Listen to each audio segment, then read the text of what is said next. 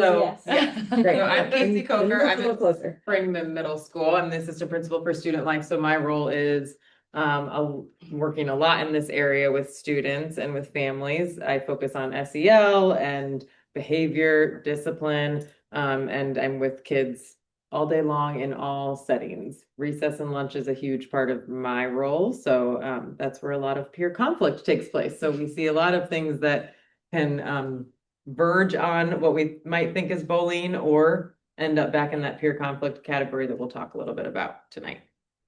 My name is Diana O'Donnell, and I'm the principal of Atia Middle School.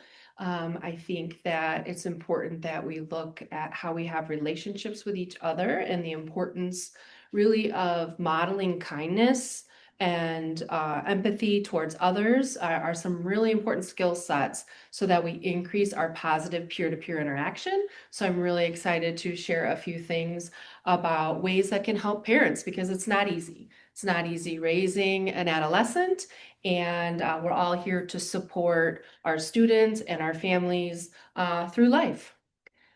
And I am Dr. Sarah Gebhardt. I am a district instructional coach for student services, and I'm also a clinical and school psychologist. I've worked with District 34 for going on 14 years at this point, with kids across all ages. A big passion of mine is supporting families and helping everyone understand how complex relationships are at every age. So I'm excited to talk more tonight. Great. So we have a small crew, but I'm going to try to do a little connection activity. So if you are in the audience, raise a hand if you hear a statement that's true for you. And then if you're in the audience, go ahead and stand up. So we will start with stand up or raise your hand if you work in Glenview. Ooh, ooh. Stand up if you live in Glenview. You're choosing to raise your hand too. That's great. Raise your hand if you have a child at a primary building, so a K through 2 or preschool building here in Glenview. Raise your hand if you have a child at an intermediate building here in Glenview. Raise your hand if you have a child at a middle school in Glenview. Yeah, all right. We got a few of those. Raise your hand if you have a child who has graduated from District 34. Ooh, where's Karen Hinsman when we need her? Raise your hand if you remember a time when you felt disrespected, overlooked, or bullied when you were young. And then raise your hand if you remember a person who made you feel safe or accepted when you were young. Very good. So we want to focus on that because that is the biggest strength that both families and schools can provide for students. And when we talk about bullying, that's a really heightened subject. So we wanted to just begin by kind of really sinking our teeth into what do we mean when we talk about bullying. And so we share a couple of different definitions here for you. I'm not going to read them all line by line because you have the slides here. You can do that. But the CDC provides a pretty broad definition that is essentially unwanted aggressive behavior that includes a real or perceived power imbalance and that is generally repeated or has the potential to be repeated over time. In Illinois and in D34, our definition is a little more expansive and gets more detailed to really make sure that we are capturing any students who might be experiencing behaviors that are making them feel unsafe at school. So we use the district policy to guide our understanding here, but we wanted to share both because it can mean different things to different people. There are 5 types of bullying. One is physical, so that means things like hitting, pushing, or damaging property. There is verbal bullying, so that's things like name calling, taunting, and making threats.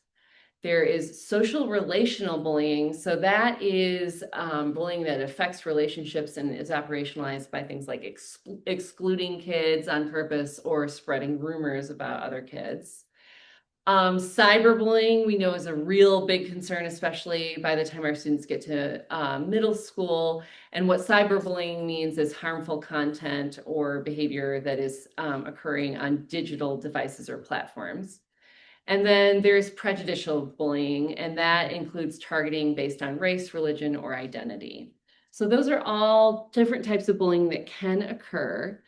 And given all that, it can be really hard to organize your thinking and really consider, what do we mean with kids, especially? It can be hard to say, well, like, is it bullying or is it just normal, pure conflict? Because all students, all kids will experience conflict as part of their relationships. It's normal. It's a natural part of all friendships. It's part of learning social skills, learning how to have healthy conflict. Conflict that is normal, pure conflict, is usually situational. It comes up in the moment. The power dynamic is generally pretty balanced, and everyone has an opportunity to resolve the issue, whether or not they take it, in normal, pure conflict. When bullying is coming in, that's something that is more severe and pervasive, can be identity-based, like we talked about, and the impact is directly harmful. So that's a really different intent behind the behavior rather than just regular pure conflict. So we want to make sure that we keep that in mind when we're talking about bullying. It's important to understand what bullying is and to recognize it, because the impact of bullying also is not minor, right? There are a lot of different things that can be affected if a student is experiencing bullying. So one thing that can come up is mental health risks. Students that experience bullying are at greater risk for depression and anxiety. They are at risk for decreased self-esteem, social withdrawal, and there is an increased risk of suicide ideation. Other things that can come into play too, you might observe an academic performance decline.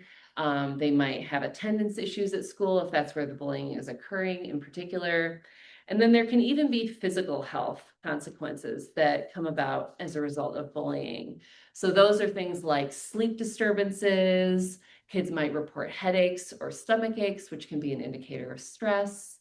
There can be an increased risk for eating disorders or other stress-related symptoms. And if they're experiencing physical bullying, there's a risk of physical injury from that type of direct bullying as well. So given how serious bullying can be, parents always ask, what can we do? And when we're thinking about how parents can support kids, it really falls into three primary camps. One is understanding the warning signs, so recognizing when your child might be experiencing bullying because they might not tell you. Another thing parents can do is exercise prevention and build resilience in their kids. So that's a part of promoting healthy development and also helps buffer against the occurrence of bullying. And then we can be really intentional about promoting kindness and learning how those kindness skills at home as well as at school. So let's talk about those a little bit more in depth. Sometimes kids will be experiencing bullying, and there are a lot of reasons why they might not want to tell you or other adults that it's happening, right? Some of those things are they might feel embarrassed. They might feel shame about the fact that they're experiencing bullying. They might be afraid of what will happen if they tell. Kids might retaliate.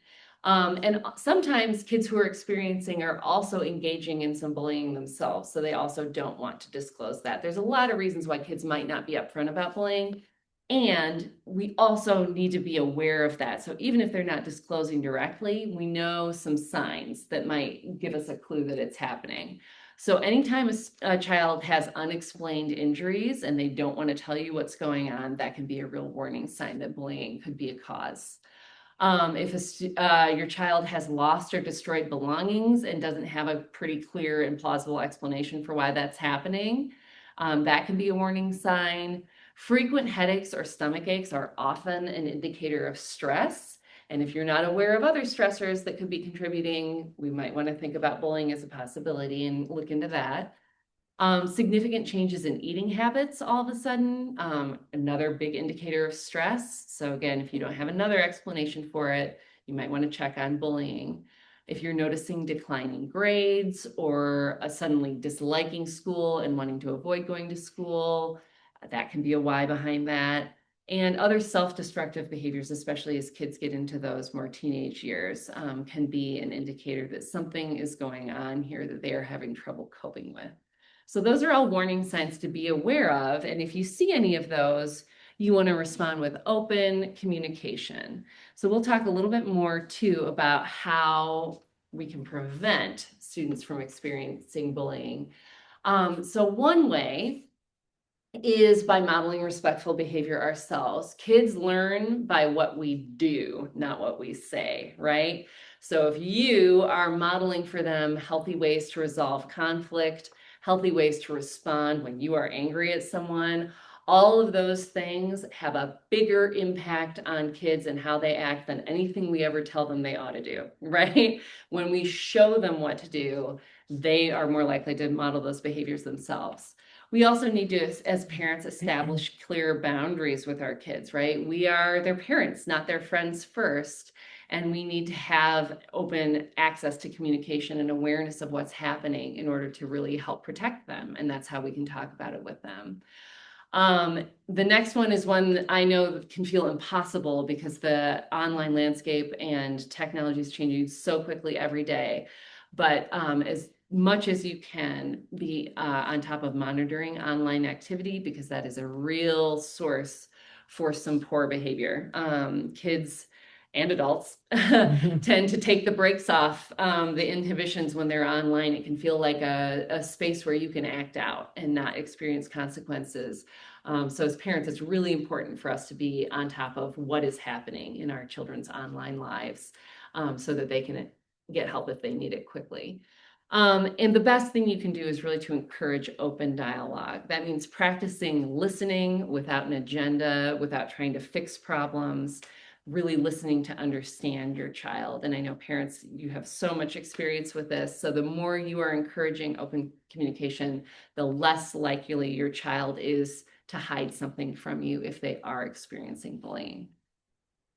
And we can always be helping to promote resilience in our kids as well, so that even if they do have an unfortunate experience, they're less at risk for negative outcomes if they do experience negative peer interactions or negative bullying. So things that you can do are fostering your child's self-esteem. And we do that in so many different ways as parents, whether that's fostering their interests, helping them recognize their skills, helping them understand why they are unique and why that's a good thing. And also being thoughtful about doing things like praising efforts over outcomes. When we see our child working hard at something, focusing on noticing that really helps build their self-esteem rather than only praising them for achievements, right? Another thing as parents that we can do is to really surround our kids with supportive networks. So that looks like the more positive adults in their life, the merrier. The more positive friendships they have, the merrier. The more they have strong, healthy connections with other people in their life, the less likely they are to be unable to recover if they experience a relationship fracture from bullying. Another thing we can do is to really help students learn and practice coping strategies for stress management. Even if your kid is not experiencing bullying, everybody experiences stress in life. No matter what we do, no matter how hard we try as parents to protect our kids from negative experiences, they're going to have some. And the more we can both model for them strong coping strategies and help them practice them, the more likely they are to recover quickly if they have a negative experience. And then finally, we want to be thoughtful about helping our kids practice assertiveness.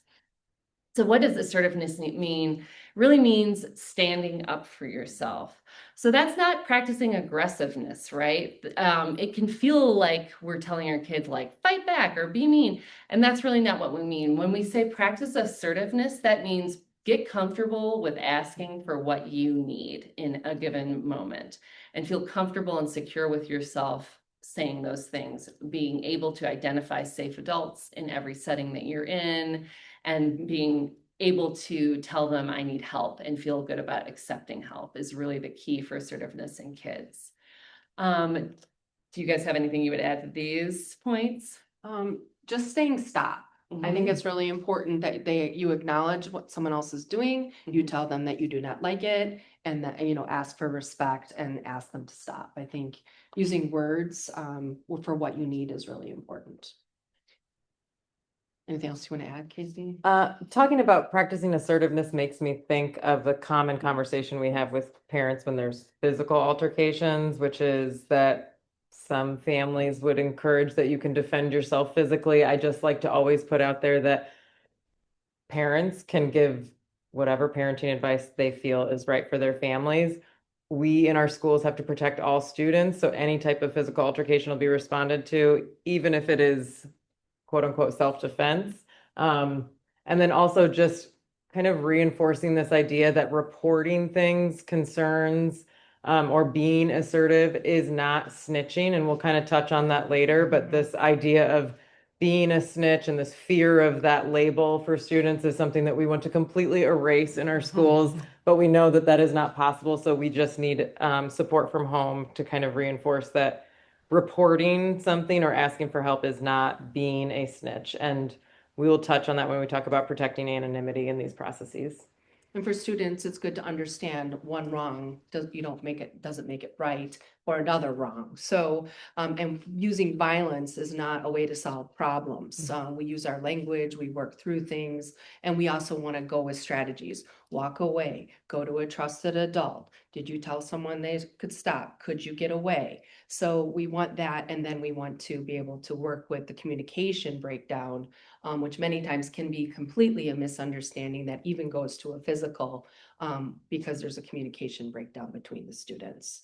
That's very common, especially in middle school, because they all have a different thinking about themselves and the world around them. I'm going to talk a little bit more about cyberbullying, and Dr. Gephardt did a wonderful job explaining cyberbullying. The importance of just knowing that cyberbullying is happening online. It's texting, it's in Word docs, on tablets, computers, use of social media. And so our students are very savvy and bright when it comes to using technology. And it's hard to get ahead of them because they are usually ahead of us. But the more we pay attention to what they do, we're able to learn from them and also support you with sharing when they're sharing content, that we want to make sure it's appropriate. And there's some interesting stats about uses, but the idea is they're never usually on one platform. That's another thing. They're using multiple platforms when they're engaging with others, whether it's Facebook, Snapchat, Twitter, Instagram, YouTube. They have even some of their own worlds with other uses that they're using. Chats, the WhatsApp app, many digital platforms. So we see these uses. Common for our middle level is mostly using the Snapchat. It's important to know that things are on screens, but then students hide other accounts behind other apps. So if you look at a screen, it's usually not there, it's behind something else. That's really important for parents to know. Also, when they're using the technology, they're creating multiple accounts. So they have fake accounts where they think they're not tracked, or they put a different name on there. Therefore, you think they only have one account, and possibly when you're monitoring that, they're showing the only one they want you to see. It's just some different ways to be really having those interactions with the students. And as already mentioned, students use more harmful language, explicit, swearing, aggressive language, threats, because they don't necessarily see in their mind the person on the other side. It's much easier to type something going into the world. And then when it's received, especially like say an email, is there tone? How are we reading that? And that's where there's a lot of miscommunications as well, and the intent and the purpose behind that. So there are some steps I think that's really important for parents. There's a lot of tools that we can use to help our students monitor digital, whether it's cyberbullying or just digital use. One thing is what you're doing tonight. You're educating yourself a little bit more, maybe learning some tips and tricks, but that's what we're here for. That's what we need, and we need to network with each other also for, understanding what is occurring with that. At the end of the presentation, there's connected resources and online resources more about cyberbullying as well. We give our students access to a phone because we want to keep them safe. We want to know where they are. But then they use the tool possibly in ways that make them unsafe. So we have to be really mindful of other ways that we can protect or set parameters using technological devices. Control in the household. You give them the phone, therefore you can set parameters for the phone. Just what are your expectations for that? So having that control over the phone is basically saying, is my iPhone connected to their iPhone? Can I shut off their apps at 9 o'clock automatically? So there's certain apps that you can have where you're monitoring what is being said back and forth between peers, and you're able to get on their apps and be members of those apps. I know my son loved it when I was on some of his apps, but it's what we have to do. And it is love. It's love in a different way to protect our children and just making sure that they're safe. Once again, be vigilant on the fake accounts. It is not uncommon at all, especially if they're pushing the button or they like someone else or there's a peer conflict. They will create fake accounts because they don't want people to find out it's them that's doing that. So please have that conversation. It is about dialogue. It is about that open communication with your children. And this is when they make mistakes and figure these things out. So we need to talk through them and support them in using that. Another thing is we can sometimes also be over controlling, right? We're trying to, bridge the gap between independence and then providing the support that they need. Once again, continue to have those expectations set. This is when we plug the phone in. This is when the phone is off. Many of these things happen, gaggle alerts, safety alerts, actually for administrators in the evening. And those come through our technology, and we're calling parents and still monitoring them because they might be typing something or sharing something in a Google Doc. So it's really important that their devices are away from them when they're sleeping, because a lot of times they wake up and then once again start using that. So it's a really good habit to put that aside and make sure you're able to take care of yourself and have that downtime. Honesty is most important. You're there for your children throughout the process of growing, and growing might have some pains, but it's about the learning of the impact that we have on each other. So we want them to be able to use media. We want to teach the students about the correct ways to use it, the appropriate ways to use it, and use it to become successful in their tools, not detrimental. I think that's a really important part. So we're fine having them use it, and many of them are really not until you're 18. But the students still get parent approval, or they think it's okay, this is how I connect with my friends. They can convince you of how they need to reach out. But there are simple ways to do that besides Snapchat. Snapchat is a big rumor place because students type things and then think it disappears. It does not disappear. We talk about a digital platform. If outside law enforcement were involved, they could pull up any of that information, and it is in their digital footprint. So we try to teach everyone that you do have a story about yourself and then what you put online. So it is definitely a growing piece. The other thing is, getting involved, like today, the community, the resources, District 34, other resources in Glenview, the library, youth services, all have different resources in the area of this digital platform or bullying to get involved in the school. So we are here, and we can't say it enough, to help. We do not want a student to experience this. We want to help have resolutions, and we want to make sure all students can interact in an environment together safely. So please reach out. That's like our biggest message that we could have for you. And then once again, the modeling. Modeling is so important, what we do with adults. As adults, if we're constantly online or on our phones, and then our students are on their phones, that's kind of what they know.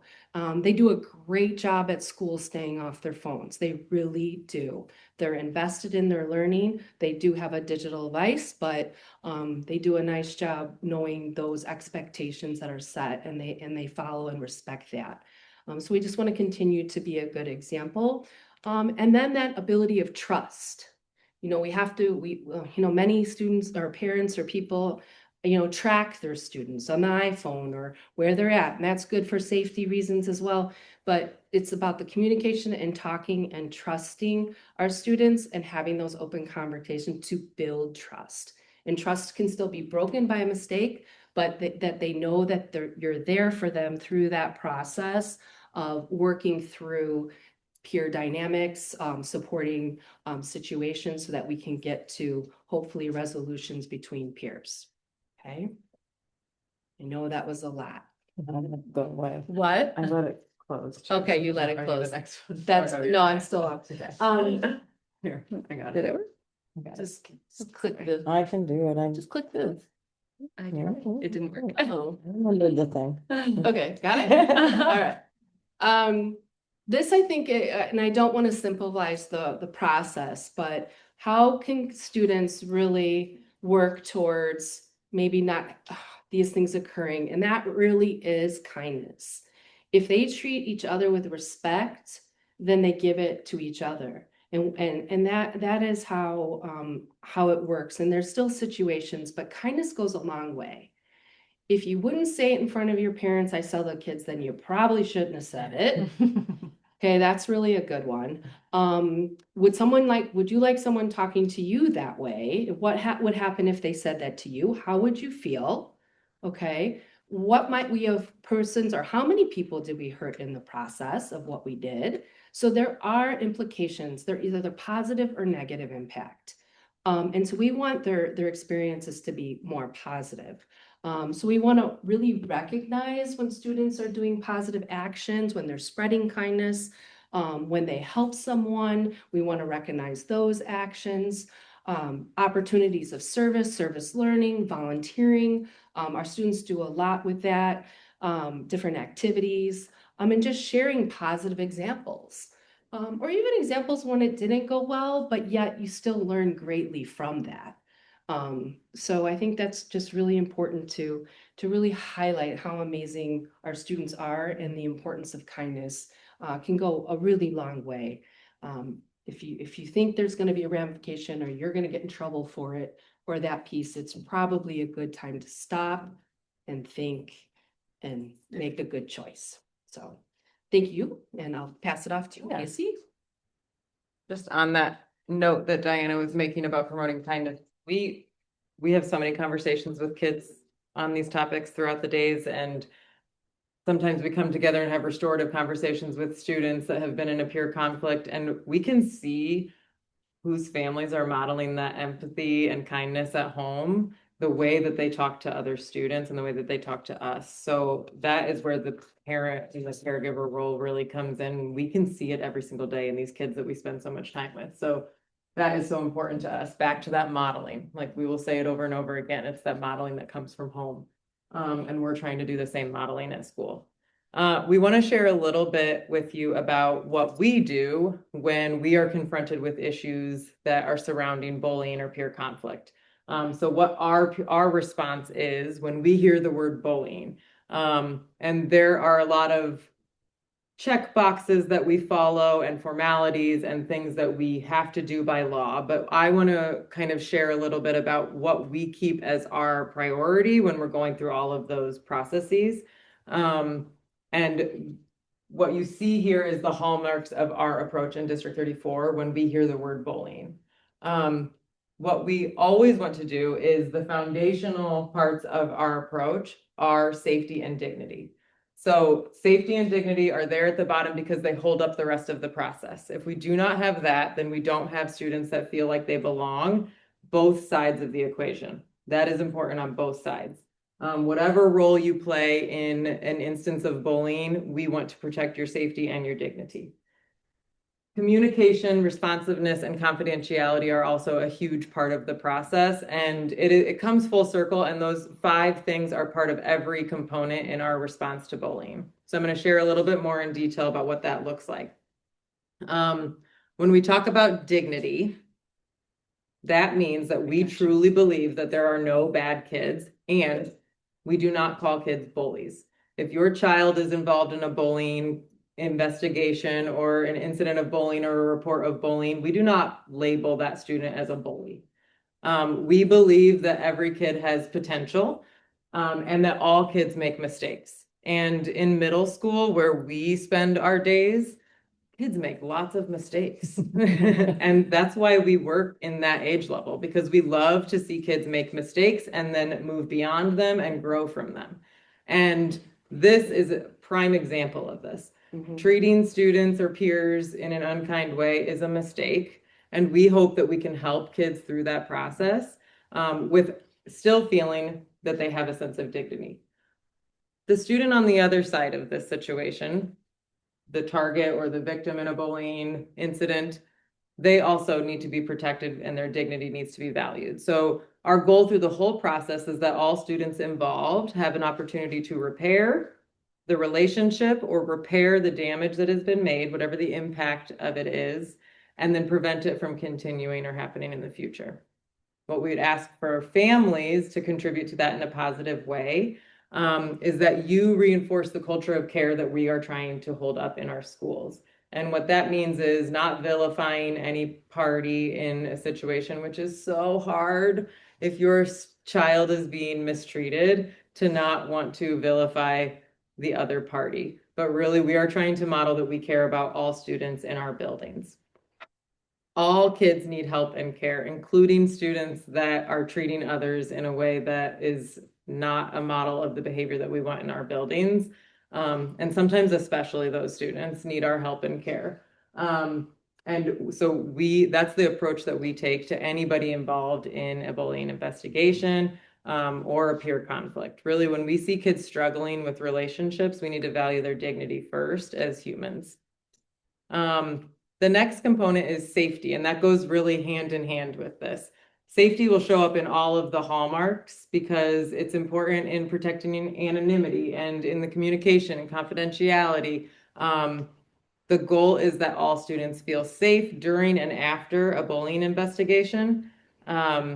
We tend to immediately put into place a support plan to make sure that we are preventing anything from continuing within the scope of a bullying investigation.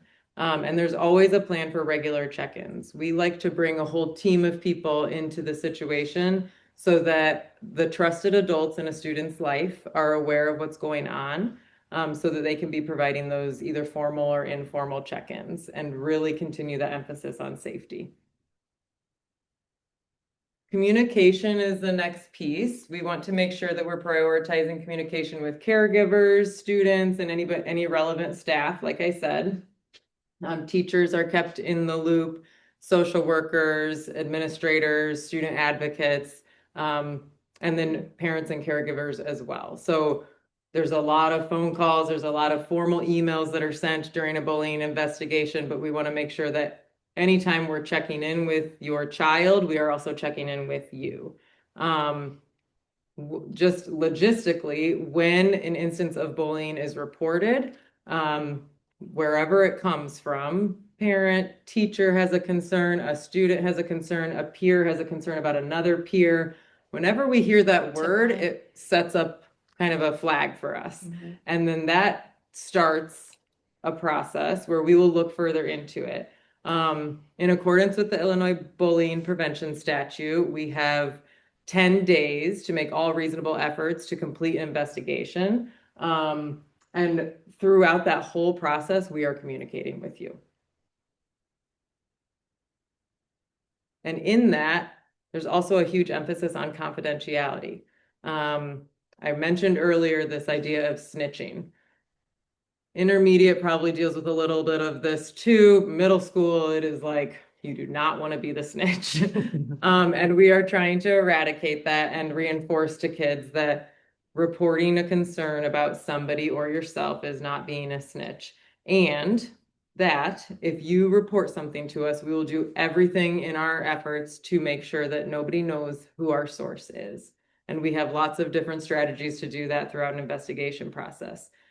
We will never name another student that is involved in an investigation to families, to other students that are involved.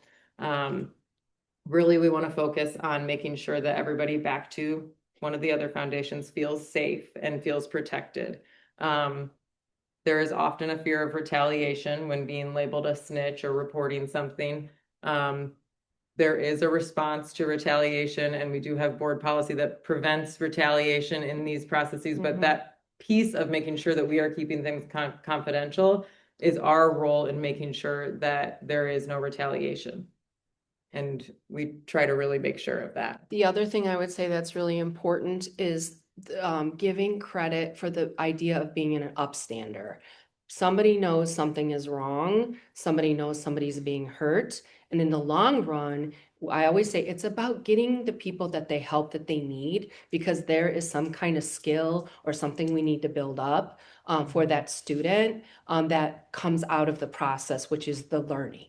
And we'll talk a little bit more about that. But it's really, they're helping all of our students get through a difficult time, and using that word upcenter and then being able to share, or if you see something, say something, is also another important message that we communicate absolutely. frequently. Anytime a student comes to me to report something, a concern, today a student came and reported something during lunch that they were concerned about another peer. And the first thing I say to them is, you must feel so proud of yourself for doing that, because that is exactly what you should have done, is come to somebody and tell us that you had a concern about a friend, so that we, the adults that sometimes know what we're doing, can do something about it when the students maybe don't feel like they have all of the tools to do that.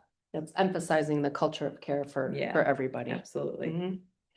And then lastly, responsiveness is one of those hallmarks that we really want to hold true to. And what we like to reinforce to all family members that are involved and students that are involved in a bullying investigation is, oftentimes we get to the end of that investigation, and whatever the result is or whatever the outcome is, whether it's a founded bullying investigation or unfounded, it does not maybe meet that definition. It's more of a peer conflict that's ongoing.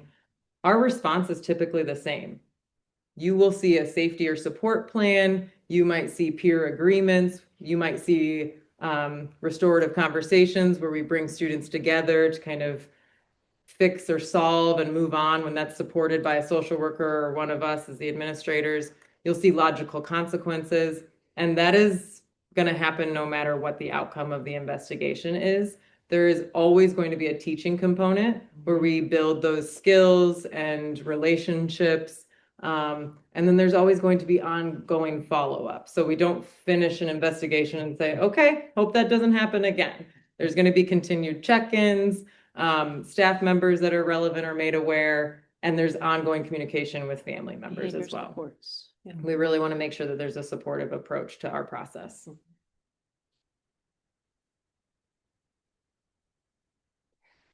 So finally, we want to just highlight too that we don't only respond to bullying investigations at school. We also really are invested in building a culture around bullying prevention. And part of the reason we're having this presentation right now is because October is Bullying Prevention Month nationwide.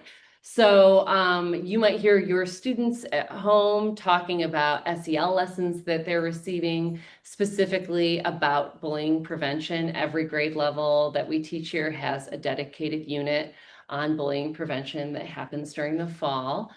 We also take panorama surveys at this time of year, which is another place where students can communicate their feelings of belonging and help receive support if any support is needed. And then throughout the year, we have very intentional things that we do as buildings, as a district wide, to promote sense of belonging for all students. Each building has SIP goals that are aligned to peer respect and promoting social learning. And then we have ongoing SEL lessons focused on positive relationship building and healthy conflict resolution and other related skills throughout the year in every grade in all of District 34. And then finally, we did put together a resource page here. One resource that we really want to highlight, given the concerns around cyberbullying that we've heard from a lot of people, is that last year, D34 Parent Connect put on an internet safety presentation led by our wonderful resource officers here in the buildings. That was really well received and has a lot of really great information on it. So if you did not have a chance, please look that up on our website and take a view because it's got lots of really excellent information that goes into depth about that safety piece for online for our kids. And then Diana, do you want to talk about? Yeah, we have two different handouts that are some quick, really easy reads that you can even read with your child and just review some of this information in a kid-friendly way. It's both in English and Spanish for a resource, and these are just online links that go into some great detail and examples, have videos on there, so that you can hear other people's perspectives on these parenting tips. And other resources to help with your own apps to monitor our students on their devices. Are the handouts from one of these sites? It's the Heads Up Safety handout Okay. from there. So thank you. We'd like to open it up for questions. And I believe you can pop questions into the chat Mhm. for those of you that are on the webinar.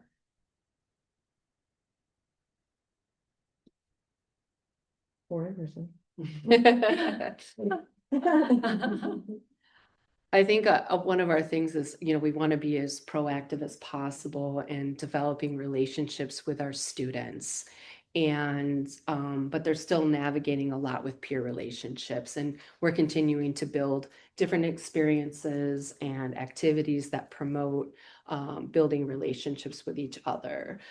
So, it could be where they never run across this, or it could be that a student can. And we're just here to support the process and working through those dynamics and having conversations with kids, but it is about impacting their learning as a person. It's a really important piece that we get to work with our kids on. I think something else I always like to highlight too, whenever we have a chance at these parent nights, are just to kind of remind everybody that there are lots of adults at school that kids can build connections with, that are safe people for your kids to talk to. We are so fortunate here in District 34 that we have multiple administrators at every building. We have at least one psychologist and one social worker at every building dedicated just to that school. We have resource officers at our middle schools. We also have our ALAP teachers, and kids form relationships with all of their teachers, including all of our fine arts and PE and other teachers that are in their classrooms all the time. So we just want to really affirm that, talking to your kids about all the different adults that are surrounding them every day that have their interests at heart. They can reach out to any of us anytime, as can you. Please don't feel like you have to just go to the principal. You can also reach out to any of those people at your kids' schools to help get connected if there's ever a time you need support as well.